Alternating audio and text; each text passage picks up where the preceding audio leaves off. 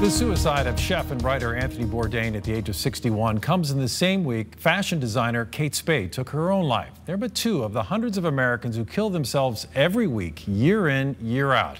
Here to talk about this very difficult but urgent issue is Dr. Joel Silverman. He is the chair of psychiatry at VCU. Dr. Silverman, thank you for coming in. Thank you for having me.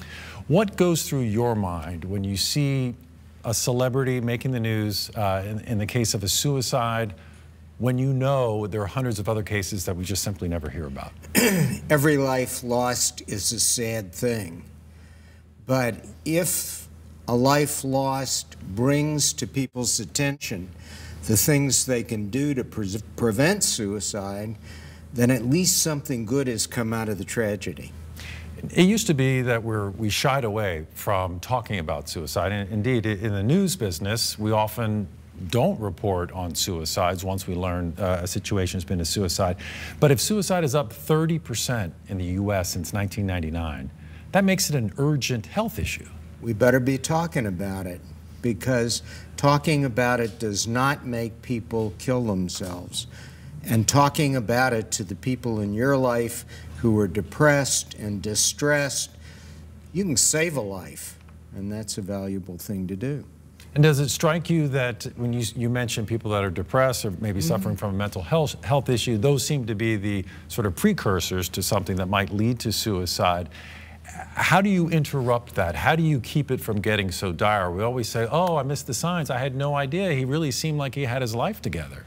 Well, number one, you got to know the signs and you got to relate to people. So depression is one big issue. Substance abuse is the second big issue. When people are depressed, you can usually see sad mood, crying spells, irritability, trouble sleeping, trouble eating, and people who are depressed start thinking about how to get out of it, and killing yourself is one way. The better way is to get treatment. And so is that your message then to the folks at home who might be watching, saying, gee, you know, Anthony Bourdain, I just saw his show last week. He seems to be vital, seems to be in the mix of things, and yet now he's gone. What is the message that we should take away from that? Well, I love watching Anthony Bourdain because I love travel.